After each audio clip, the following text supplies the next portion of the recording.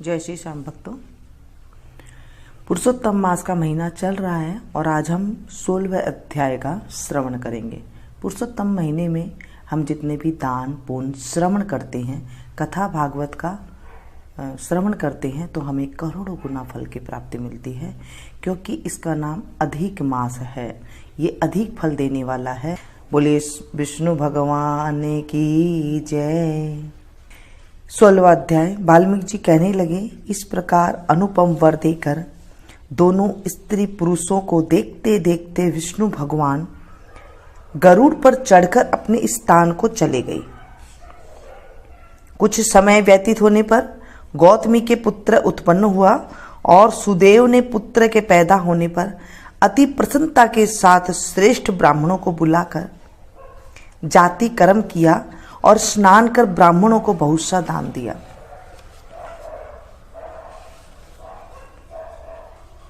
पिता के मनोरथ के साथ माता के मन को आनंद देने वाला वह पुत्र शुक्ल पक्ष के चंद्रमा के समान बढ़ने लगा। तब पिता ने पुत्र को यज्ञोपवीत संस्कार कराकर गायत्री मंत्र का उपदेश दिया और वह पुत्र ब्रह्मचर्य व्रत का पालन करने लगा। वाल्मीकि ऋषि कहने लगे, एक समय करोड़ों सूर्य के समान कांति वाले देवल ऋषि वहां पर आए। उनको देखकर सुदेव ने उनके लिए आसन बिछाया। उस आसन पर देवल मुनि बैठकर बोले, हे सुदेव, लक्षणों से युक्त यह तुम्हारा पुत्र महाभाग्यवान है, परंतु इसमें एक ही दोष है, जिससे इसके सब गुण वृथा हो जाते हैं। हे सुदेव, तेरा यह पुत्र 12वें वर्ष में जल में डूबकर मर जाएगा, जिससे तू मन में सोच नहीं करना। अवश्य होने वाला तो होगा ही, इसमें कोई संशय नहीं है, इसका कोई उपाय भी नहीं है। वाल्मीकि जी कहने लगे, देवल ऋषि के ऐसे वचन सुनकर सुदेव शर्मा पृथ्वी पर गिर पड़े और देवल मुनि इतना कहकर ब्रह्मलोक को चले गए। और सुदेव देवल मुनि के वचनों को स्मरण कर बहुत काल तक विलाप करते रहे। फिर गौतमी पुत्री को गोदी में लेकर प्रेम से मुख चूमकर अपने पति से बोली, हे दिवराज, होने वाली वस्तु से भय नहीं करना चाहिए। जो होने वाला है सो होता होगा ही, और जो नहीं होने वाला है वह कभी नहीं होगा। इसलिए हे नाथ, उठो और सब शरणागत जीवों के रक्षक निर्वाण पद को देने वाले भगवान विष्णु का भजन करो। वाल्मीकि ऋषि कहने लगे, इस प्रकार सुदेव ब्राह्मण अपनी स्त्री के वचन सुनकर सत्य गुण को प्राप्त हुआ और हृदय में हरि के चरण कमल को धारण कर अपने पुत्र से उत्पन्न दुख को तत्काल त्याग दिया। बोलिए विष्णु भगवान की जय। गर्भ गीता। श्री कृष्ण भगवान जी का वचन है कि जो प्राणी इस गर्भ गीता को सद्भावना से विचार मनन करता है, सो वह पुरुष फिर गर्भवास में नहीं आता है। अर्जुन कहते हैं, हे कृष्ण भगवान, यह प्राणी जो गर्भ से आता है सो किस दोष को करके आता है? हे प्रभु जी, जब यह जन्मता है तब इसको जरा आदि रोग होते हैं, फिर मृत्यु होती है। हे स्वामी, वह कौन सा कर्म है जिसके करने से प्राणी जन्म मरण से रहित हो जाता है? श्री भगवान जी कहते हैं, हे अर्जुन, यह मनुष्य जो है सो अंधा व मूर्ख है, जो संसार के साथ प्रीति करता है। यह पदार्थ मैंने पाया है और वह मैं पाऊंगा, ऐसी चिंता इस प्राणी के मन में उतरती नहीं है। 8 पहर माया को ही मांगता है। इन बातों को करके बार बार जन्मता है और मरता है। वह गर्भ से दुख पाता ही रहता है। अर्जुन कहते हैं, हे श्री कृष्ण भगवान, यह मन मस्त हाथी की नाई है, तृष्णा इसकी शक्ति है। यह मन तो 5 के वश में है। काम, क्रोध, लोभ, मोह और अहंकार, इन 5 में अहंकार भूत बली है। सो कौन से यत्न करने से जिससे मन वश में हो जाता है। श्री कृष्ण भगवान जी कहते हैं, हे अर्जुन, यह मन निश्चय ही हाथी की नाई है। तृष्णा इसकी शक्ति है। मन 5 के वश में है, अहंकार इसमें श्रेष्ठ है। हे अर्जुन, हाथी जैसे अंकुश के वश में होता है, वैसे ही मन रूपी हाथी को वश करने के लिए ज्ञान रूपी अंकुश है। अहंकार करने से यह जीव नरक में पड़ता है। अर्जुन कहती हैं, हे भगवान जी, जो एक तुम्हारे नाम के लिए वन खंडों में फिरते हैं, एक बैरागी हुए हैं, एक धर्म करते हैं, इनको कैसे जाने जो वैष्णव्य है वह कौन है। श्री भगवान जी कहते हैं, हे अर्जुन, एक मेरे ही नाम के लिए वनों में फिरते हैं, वे सन्यासी कहलाते हैं। एक सिर पर जटा बांधते हैं, एक अंग पर भस्म लगाते हैं, उनमें हम नहीं हैं, क्योंकि इनमें अहंकार है, इससे मेरा दर्शन दुर्लभ है।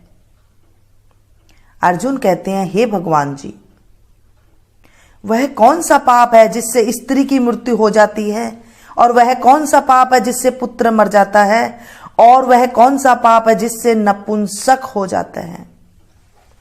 श्री भगवान जी कहते, हे अर्जुन,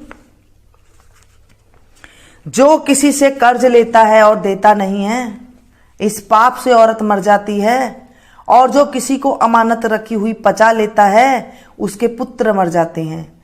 जो किसी का कार्य किसी के गोचर आए पड़े और वह जबानी कहे कि मैं तेरा कार्य सबसे पहले कर दूंगा, तब समय आए उसका कार्य न करे, इस पाप से नपुंसक हो जाता है। ये बड़े से बड़े पाप है।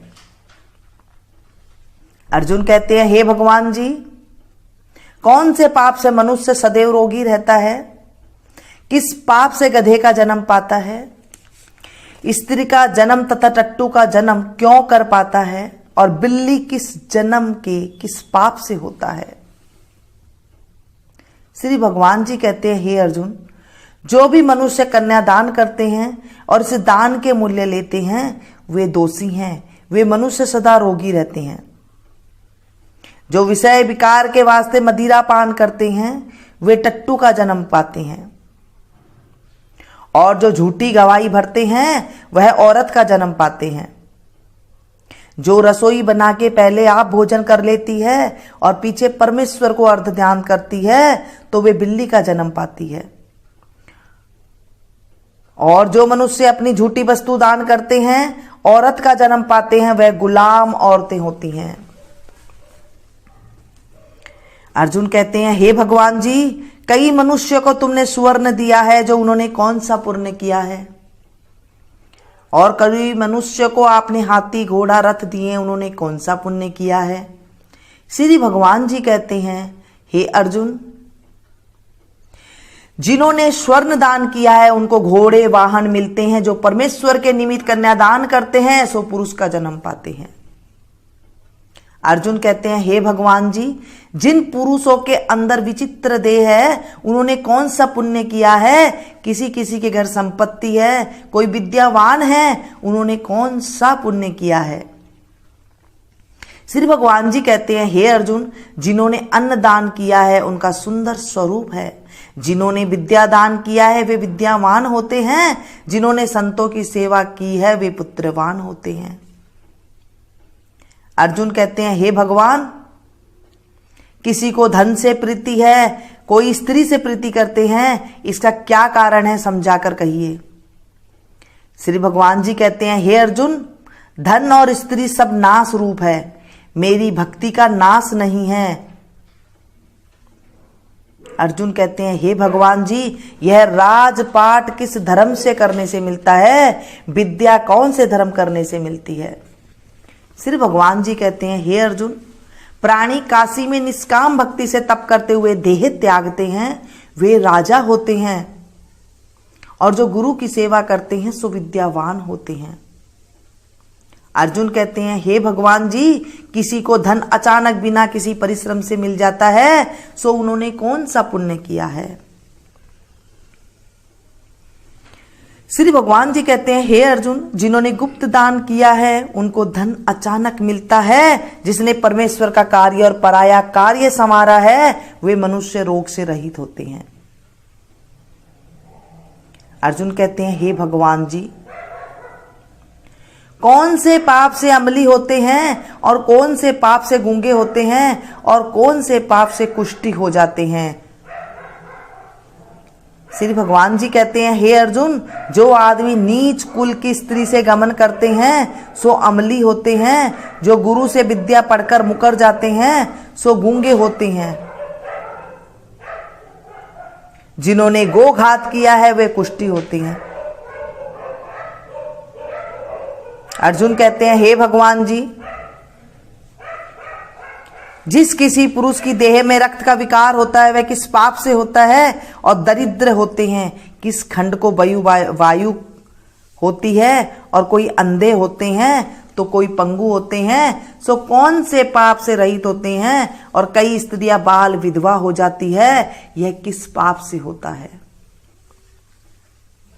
श्री भगवान जी कहते हैं, हे अर्जुन, जो सदा क्रोधवान रहते हैं उन्हें रक्त विकार होता है। जो मलिन रहते हैं वे सदा दरिद्री होते हैं। जो कुकर्मी ब्राह्मण को दान देते हैं उनके खंड वायु होती है। जो पराई स्त्री को नंगी देखता है, गुरु की पत्नी को कुदुष्टि करते हैं सो अंधे होते हैं। जिसने गुरु और ब्राह्मण को लात मारी है सो लंगड़ा और पंगुला होता है। जो औरत अपने पति को छोड़कर पराये पुरुष से संग करती है सो वह बाल विधवा हो जाती है। अर्जुन कहते हैं, हे भगवान जी, तुम पर ब्रह्म हो, तुमको नमस्कार है। आगे मैं तुमको संबंधी जानता था परंतु अब मैं ईश्वर रूप जानता हूं। हे पर ब्रह्म, गुरु दीक्षा कैसी होती है सो कृपा करके मुझको कहो। श्री भगवान जी ने कहा, हे अर्जुन, तुम धन्य हो, तुम्हारे माता पिता भी धन्य हैं जिनके तुम ऐसे पुत्र हो। हे अर्जुन, सारे संसार का गुरु जगन्नाथ है, विद्या का गुरु काशी है, चारों वर्णों का गुरु सन्यासी है। सन्यासी उसको कहते हैं जिसने सबका त्याग करके मेरे विषय मन में लगाया है। सो ब्राह्मण जगत गुरु है। हे अर्जुन, यह बात ध्यान देकर सुनने की है। गुरु कैसा करे? जिसने सब इंद्रियां जीती हो, जिसको सब संसार ईश्वर में नजर आता हो और सब जगत से उदास हो। ऐसा गुरु करे जो परमेश्वर को जानने वाला हो और उस गुरु की पूजा सब तरह से करे। हे अर्जुन, जो गुरु का भक्त होता है और जो प्राणी गुरु के सन्मुख होकर भजन करते हैं उनका भजन करना सफल है। जो गुरु से विमुख है उनको सप्तग्रास मारे का पाप होता है। गुरु के विमुख प्राणी दर्शन करने योग्य नहीं होता है। जो गृहस्थी संसार में गुरु के बिना है चांडाल के समान है। जिस तरह मदिरा का भंडार हो उसमें गंगा जल है सो अपवित्र है, इसी तरह गुरु से विमुख का भजन सदा अपवित्र ही होता है। उसके हाथ का देवता भी नहीं लेते हैं, उसके सब कर्म निष्फल है। कुकर, सूकर, गंधर्व, काक, ये सब की योनियां बड़ी ही खोटी योनि है। इन सब से वह मनुष्य खोटा है जो गुरु नहीं करता है। गुरु बिना गति नहीं है, वह अवश्य नरक को जाएगा। गुरु दीक्षा बिना प्राणी के सब कर्म निष्फल है। हे अर्जुन, जैसे चारों वर्णों को मेरी भक्ति करना योग्य है वैसे गुरु धार के गुरु की भक्ति करना योग्य है। जैसे गंगा नदियों में उत्तम है, सब व्रतों में एकादशी का व्रत श्रेष्ठ है, वैसे ही हे अर्जुन, शुभ कर्मों में गुरु सेवा उत्तम है। गुरु दीक्षा बिना प्राणी पशु योनि पाता है। जो धर्म भी करता है सो पशु योनि को फल भोगता है। 84 योनियों में भ्रमता रहता है। अर्जुन कहते हैं, हे श्री कृष्ण भगवान, गुरु दीक्षा का वस्तु क्या है? श्री भगवान जी कहते हैं, हे अर्जुन, धन्य जन्म है उसका जिसने यह प्रश्न किया। तू धन्य है। गुरु दीक्षा के 2 अक्षर है, हरि ओम। इन अक्षरों को गुरु कहता है, इन 4 वर्णों को अपनाना श्रेष्ठ है। हे अर्जुन, जो गुरु की सेवा करता है उन पे मेरी प्रसन्नता है। वह 84 से छूट जाता है, जन्म मरण से रहित होकर नरक नहीं भोगता। जो प्राणी गुरु की सेवा नहीं करता है वह 3.5 करोड़ वर्ष तक नरक भोगता है। उसको कई अश्वमेध यज्ञ के पुण्यों का फल मिलता है।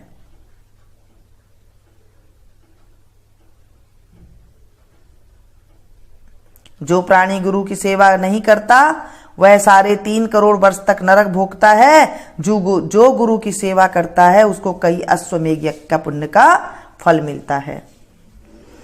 गुरु की सेवा मेरी सेवा है। हे अर्जुन, हमारे तुम्हारे संवाद को जो प्राणी पढ़ेगा और सुनेगा सो गर्भ के दुख से बचेंगे, उनकी 84 कट जाएगी। इसी से इस पाठ का नाम गर्भ गीता है। श्री कृष्ण भगवान जी के मुख से अर्जुन ने श्रवण किया। गुरु दीक्षा लेना उत्तम कार्य है। उसका फल यह है कि नरक की 84 से जीव बच जा रहता है। भगवान बहुत प्रसन्न होते हैं। बोलिए विष्णु भगवान की जय, कृष्ण कन्हैया लाल की जय। जिनके गुरु नहीं बना रखे हैं वो क्या करें? जिन्होंने गुरु नहीं बना रखे हैं वो श्री कृष्ण भगवान को गुरु बनाएं और उनका कोई भी मंत्र का जाप कर सकती हैं। जय श्री कृष्णा, जय श्री कृष्णा, जय श्री कृष्णा। आप जिन भगवान जी को मानते हैं उनका नाम का आप स्मरण कर सकते हैं। कुछ भी नहीं पड़ता, कृष्ण भगवान को आप गुरु बना लीजिए और उनका नाम का स्मरण कीजिए। आपकी वही फल की प्राप्ति होगी जो गुरु बनाने की फल की प्राप्ति होती है। अगर आपको अच्छे गुरु मिल जाते हैं तो आप बनाएं, नहीं तो आप श्री कृष्ण जी को बना सकते हैं।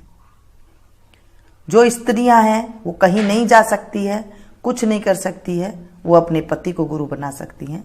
पति के पैर छू ले और उसके बाद उनको गुरु बना सकती हैं।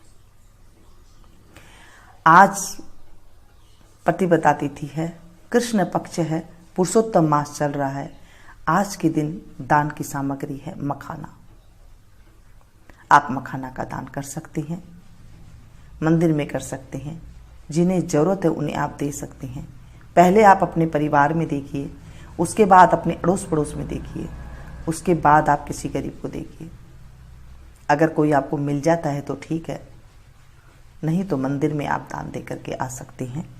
ये थी छोटी सी जानकारी। अच्छी लगी तो इसे ज़्यादा से ज़्यादा शेयर कीजिएगा, क्योंकि जैसे मैंने आप लोगों को ये कथा सुनाई और काफ़ी सारे लोगों ने एक साथ इस कथा का श्रवण किया है, तो मुझे भी घर बैठे ही करोड़ों गुना फल की प्राप्ति हो गई है। जब आप लोग भी एक साथ इसे ज़्यादा से ज़्यादा शेयर करेंगे अपनों के साथ, तो एक साथ काफ़ी लोग सुनेंगे। क्योंकि इस कथा को जब हम सुनाते हैं, आप इस पर्पज से किसी को सुनाएंगे, सुनते हैं, हुकारा भरते हैं, तो हमारे जीवन के कष्ट कट जाते हैं और हमें करोड़ों गुना अच्छे फल की प्राप्ति होती है। अधिक मास चल रहा है तो भक्तों, 15 दिन निकल चुकी हैं, 15 दिन और है। इसमें अगर अभी तक आपने कुछ नहीं किया है तो आप करें, उसकी भी बहुत फालतू की प्राप्ति होती है।